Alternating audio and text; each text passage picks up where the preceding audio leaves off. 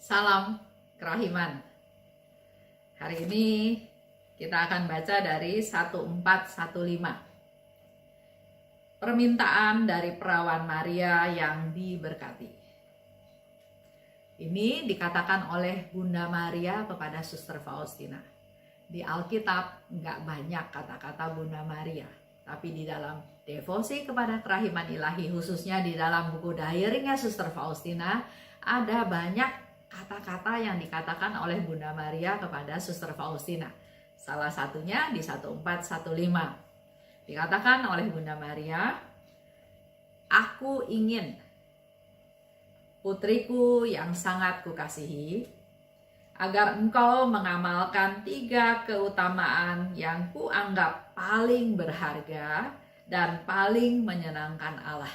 Kemarin kita sudah baca di mana Suster Faustina punya niat mau mempraktekkan 3 keutamaan tersebut. Hari ini kita semua diajak oleh Suster Faustina untuk mendengar langsung apa yang dikatakan oleh Bunda Maria kepada Suster Faustina dan apa dasar dari 3 keutamaan ini. Karena menurut Bunda Maria, inilah yang paling berharga.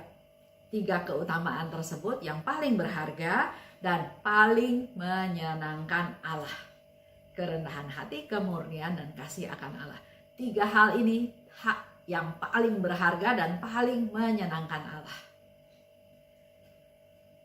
Yang pertama adalah kerendahan hati. Ini yang dikatakan oleh Bunda Maria. Yang pertama adalah kerendahan hati, dan sekali lagi kerendahan hati.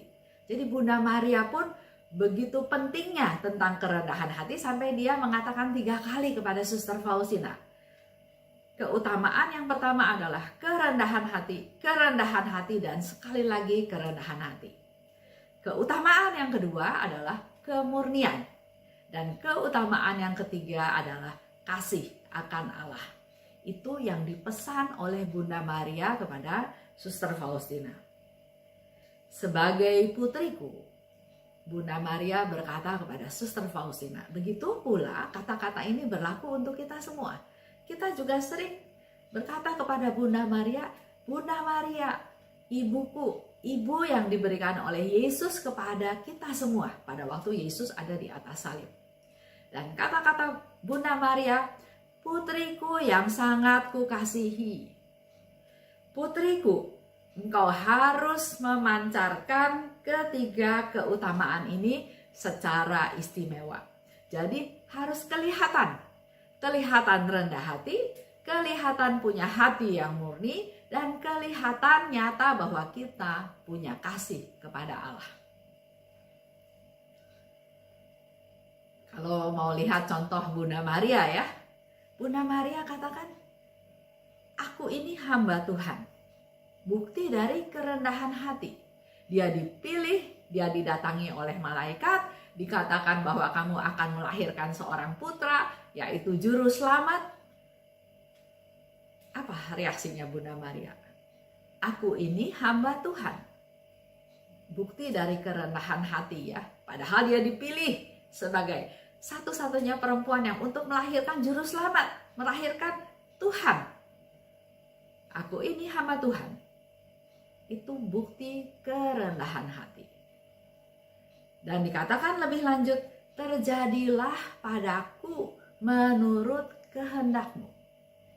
Itu juga bukti dari kerendahan hati, menerima apa saja yang Tuhan kirim, yang Tuhan kasih, yang harus dia alami. Sama seperti kemarin kita juga dengar apa yang dikatakan oleh Suster Faustina. Berserah pada kehendak Tuhan dan menerima apa saja yang Tuhan kirim. Kerendahan hati. Kalau bicara tentang kemurnian ya, barangkali mungkin juga kita bisa melihat cerita di mana Bunda Maria datang mengunjungi Elizabeth saudaranya. Elizabeth langsung bereaksi, "Siapakah aku ini sampai ibu Tuhanku datang mengunjungi aku?" Pada waktu itu Bunda Maria juga sedang mengandung Yesus. Masih muda, seorang gadis yang belum berpengalaman, tapi dia menunjukkan kasihnya yang murni, perhatiannya, kepeduliannya kepada Elizabeth. Dan dia di sana selama 3 bulan. Membantu Elizabeth, menemani Elizabeth, menghibur, mensupport. Karena justru Elizabeth sedang mengandung di masa tuanya.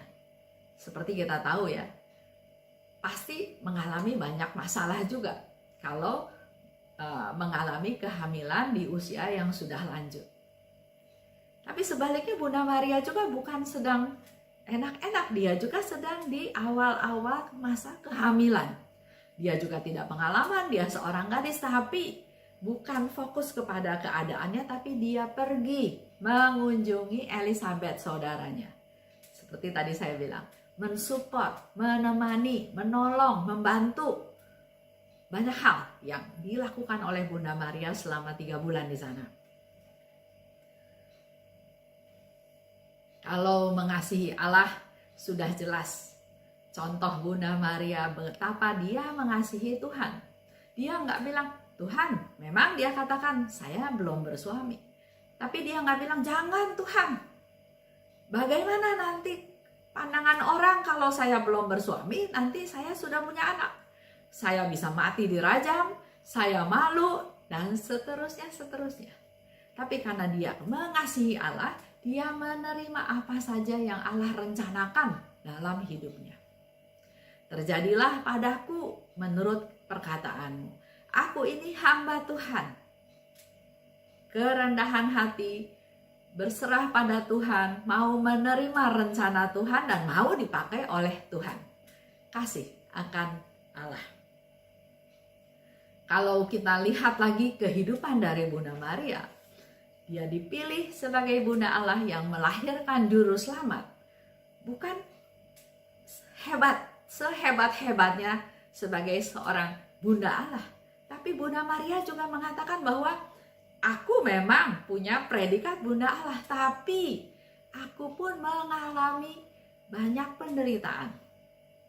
2 pedang yang bermata 2 menusuk hatinya.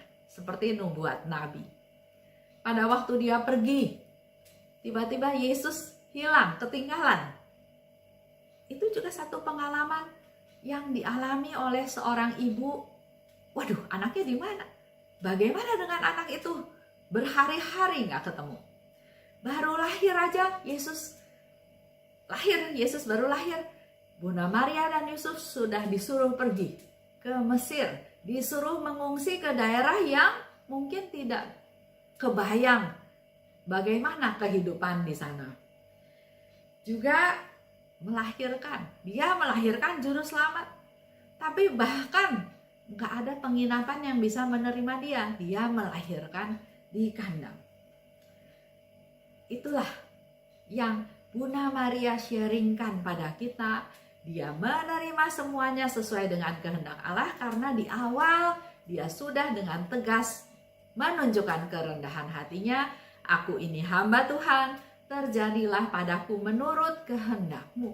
Dan semua yang dialaminya dia terima. Termasuk juga pada waktu dia datang mencari Yesus. Yesus katakan, siapa ibuku? Siapa saudaraku? Ibuku dan saudaraku adalah mereka yang melaksanakan firman Tuhan, yang melaksanakan perintah Tuhan. Dan itu pun didengar oleh Bunda Maria dan dia menyimpan semuanya dalam hatinya.